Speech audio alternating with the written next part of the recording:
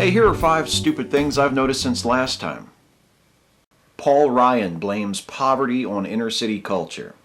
During an appearance on Bill Bennett's radio show, which inexplicably is still a thing that exists, Representative Paul Ryan said that poverty in the United States is attributable to the culture of the inner city, where generations of young men have grown up not having learned the value of work. After the remarks stirred some controversy, Ryan denied that he was using racial code language to blame poverty on lazy black people.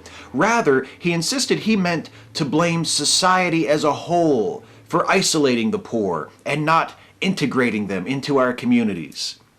Sounds nice, doesn't it? It might ring a bit truer if Paul Ryan's preferred solution to poverty didn't amount to poor people just need to work harder, however. Right-wing media doesn't want you to laugh at Obama when he does something funny. President Obama appeared in an episode of Zach Galifianakis' Between Two Ferns recently, and some in the conservative media were not so impressed. Go figure. What troubles me the most about their reaction is how many people referred to it as Obama's interview with Zach Galifianakis. You guys get that they were doing a comedy skit, right? It wasn't an actual interview. Like, here, let me illustrate it for you. Okay, this guy is not really Jesus. He's just pretending to be Jesus because he's playing him in a film. Get it? In the same way, Obama and Galifianakis, they were pretending to be a certain way because of the skit they were doing, because of their video. They weren't really doing an interview. It looked like an interview, but it wasn't really an interview. Just like that, superficially, looks like Jesus, but everybody knows that guy isn't really Jesus. That guy is. Mississippi to drug test welfare recipients. The state of Mississippi recently passed a law which will require some who apply for benefits from the Temporary Assistance for Needy Families program to pass a drug test. The drug tests will be paid for by federal money the state receives in order to fund the TANF program, which means that Mississippi will now be spending some money which could be used to help needy people to drug test some of those people, a practice which has been demonstrated again and again in states all across the country to be a waste of time and money. Money, by the way, is something that the people of Mississippi could use a lot more of.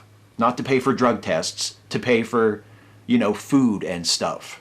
Mississippi is the poorest state in the Union. Westboro Baptists excommunicate Fred Phelps? There's a report that Fred Phelps was excommunicated from the Westboro Baptist Church prior to his death last week. His son Nate Phelps, who left the church nearly 40 years ago and is now an atheist and one of WBC's most visible critics, reported on Facebook that his father had been excommunicated from the church following a conflict between his daughter and the church's board of elders, where Fred Phelps had urged them to be kinder to each other. Because the one thing the Westboro Baptists simply will not tolerate is someone asking them to be nicer to people. Actually, that's not the one thing that they won't tolerate. There's like a ton of shit that they won't tolerate. They're an extremely intolerant group of people.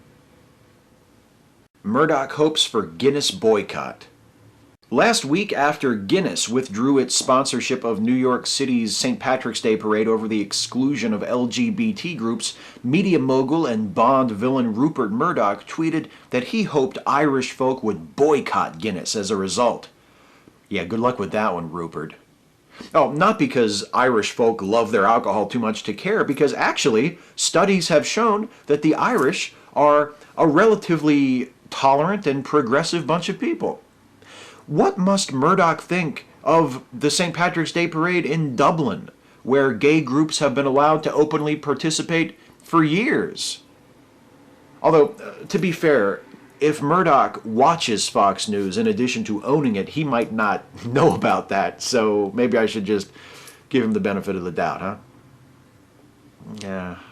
No, fuck him. The hardest part is only picking 5. Catch you next time.